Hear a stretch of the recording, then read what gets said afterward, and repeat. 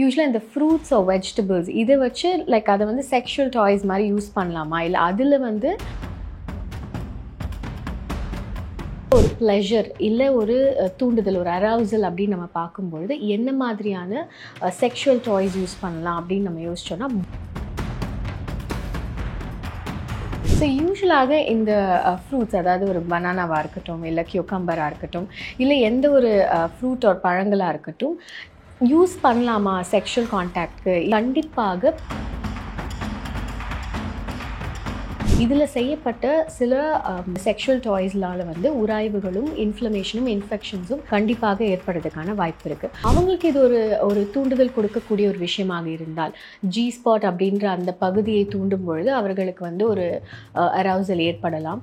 அதே மாதிரி அதை கன்சிஸ்டண்ட்டாக தூண்டும் பொழுது உச்சக்கட்டத்தை அடைய முடியும். எப்பவுமே வந்து ஒரு செக்ஷுவல் கான்டாக்ட் அப்படின்னும் போது அதில் ஒரு புதுமை இல்லை அதில் வந்து ஒரு இன்ட்ரெஸ்டிங்கான புது விஷயங்கள் ட்ரை பண்ணல, இல்லை வெவ்வேறு விஷயங்களை வந்து அதில் வந்து ஒரு எக்ஸ்பீரியன்ஸ் பண்ணலை அப்படின்னா ஒரு பாயிண்ட்டுக்கு மேலே அந்த செக்ஷுவல் கான்டாக்டுமே ரொம்ப மொனோட்டனஸ் ஆகும்.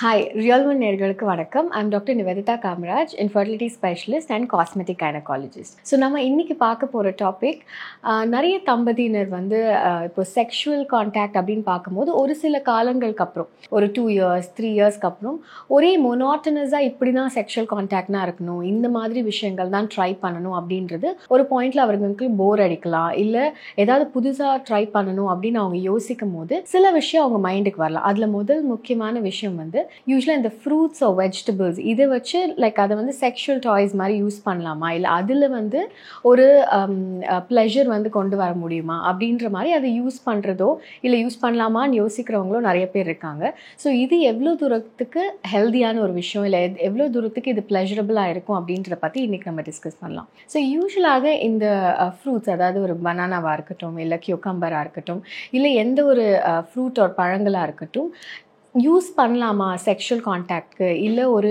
இனிஷியலாக ஒரு அரவுசலுக்கு யூஸ் பண்ணலாமா அப்படின்னு நம்ம யோசித்தோன்னா, கண்டிப்பாக பெண் உறுப்பினுடைய pH மாறும் அப்படின்றதுனால அது யூஸ் பண்ணுறது இஸ் நெவர் அட்வைசபிள். ஸோ ஏன் டாக்டர் அது ஆர்கானிக் தானே, லைக் அதில் என்ன பெரிய பிரச்சனைகள் வந்துடும் அப்படின்னு நிறைய பேர் கேட்பாங்க. ஸோ யூஸ்வலாக பெண் உறுப்பு அப்படின்றது வந்து ஒரு பர்டிகுலர் pH இருக்கிற ஒரு பகுதி, அதுவே வந்து ஒரு செல்ஃப் கிளீனிங்கான ஒரு உறுப்புன்னு தான் நம்ம சொல்லுவோம். ஸோ அந்த உறுப்பை வந்து க்ளீன் பண்ணுறதோ இல்லை அதை வந்து வேறு மாதிரியான சோப்ஸ் சொல்யூஷன்ஸ் போட்டு வாஷ் பண்ணுறதோ தேவை கிடையாது, பிகாஸ் அதுவே pH வந்து மெயின்டைன் பண்ணும். பட் இந்த மாதிரி ஆர்கானிக் ப்ராடக்டாக இருந்தாலும் அதில் பாக்டீரியாஸ் அண்ட் ஃபங்கல் க்ரோத்ஸ் இருக்கிறதுக்கான வாய்ப்பு இருக்குது.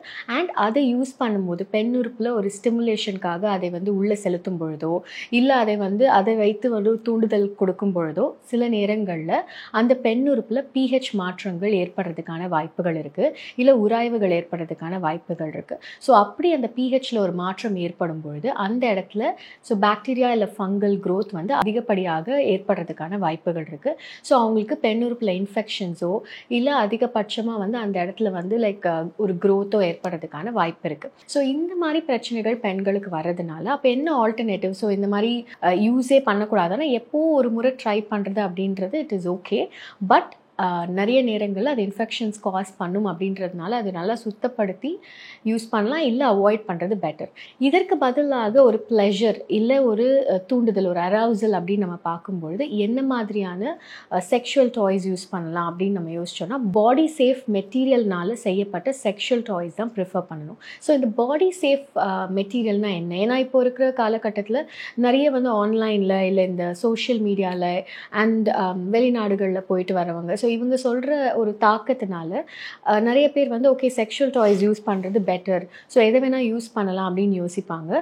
ஸோ இதில் சில மெட்டீரியல்ஸில் பண்ணப்படுற செக்ஷுவல் டாய்ஸ்னாலையும் இன்ஃபெக்ஷன்ஸ் அண்ட் ரணங்கள் ஏற்படுறதுக்கான வாய்ப்புகள் இருக்குது. ஸோ ஃபார் எக்ஸாம்பிள் ரப்பர் இல்லை பிவிசி இதில் செய்யப்பட்ட சில செக்ஷுவல் டாய்ஸ்னால் வந்து உராய்வுகளும் இன்ஃப்ளமேஷனும் இன்ஃபெக்ஷன்ஸும் கண்டிப்பாக ஏற்படுறதுக்கான வாய்ப்பு இருக்குது.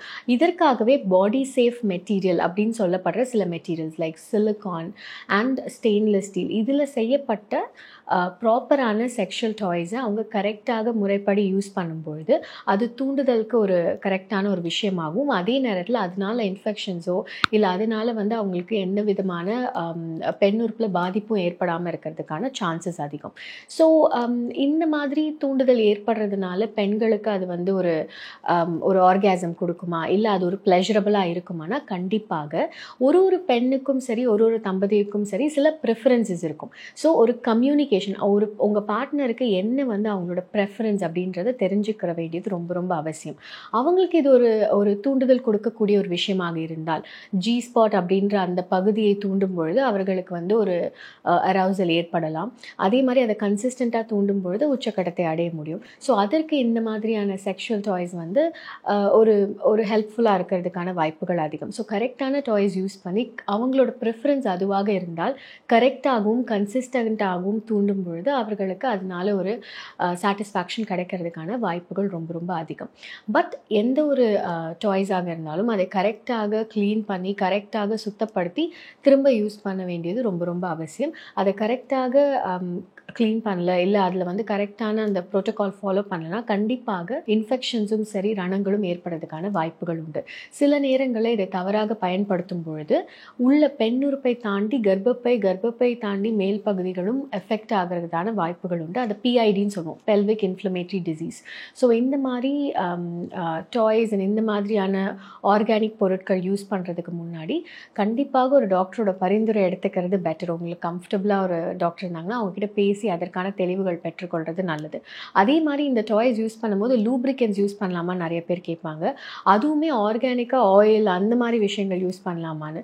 ஸோ ஆயில் வந்து எப்போவுமே யூஸ் பண்ணக்கூடாது. ஆயில் பேஸ்டாக இருக்க லூப்ரிகன்ஸுமே ஒரு அட்வைசபிள் கிடையாது.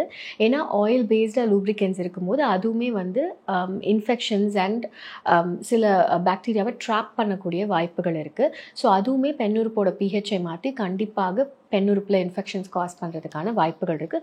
So water based lubricants, so water பேஸ்டான லூப்ரிகன்ஸ் இப்போ நிறையா இருக்குது மார்க்கெட்ஸில்.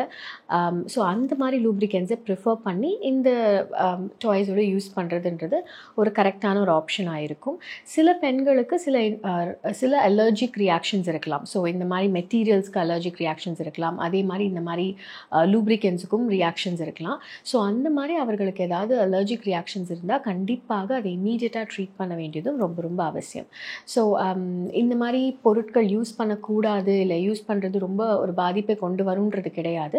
பட் கரெக்டாக அதை வந்து ஒரு க்ளீனான ஹைஜீனிக்கான கரெக்டான மெட்டீரியல்ஸை சூஸ் பண்ணி யூஸ் பண்ண வேண்டியது அவசியம். ஏன்னா எப்போவுமே வந்து ஒரு செக்ஷுவல் கான்டாக்ட் அப்படின்னும் போது அதில் ஒரு புதுமை இல்லை அதில் வந்து ஒரு இன்ட்ரெஸ்டிங்கான புது விஷயங்கள் ட்ரை பண்ணல, இல்லை வெவ்வேறு விஷயங்களை வந்து அதில் வந்து ஒரு எக்ஸ்பீரியன்ஸ் பண்ணலை அப்படின்னா ஒரு பாயிண்ட்டுக்கு மேலே அந்த செக்ஷுவல் கான்டாக்ட்டுமே ரொம்ப மொனோட்டனஸ் ஆகவும் ரொம்ப வந்து ஒரு பண்ணணுமே அப்படின்ற மாதிரி பண்ணுற ஒரு விஷயமாக மாறுறதுக்கான வாய்ப்புகள் இருக்குது. ஸோ அதில் ஒரு புதுமையும் அதில் ஒரு டிஃப்ரென்ஸும் கொண்டு வரது எப்போவுமே பெட்டர் தான். பட் அதை வந்து ஹைஜீனிக்காகவும் கரெக்டான ஆப்ஷன்ஸோட சூஸ் பண்ணி பண்ண வேண்டியது ரொம்ப ரொம்ப அவசியம்.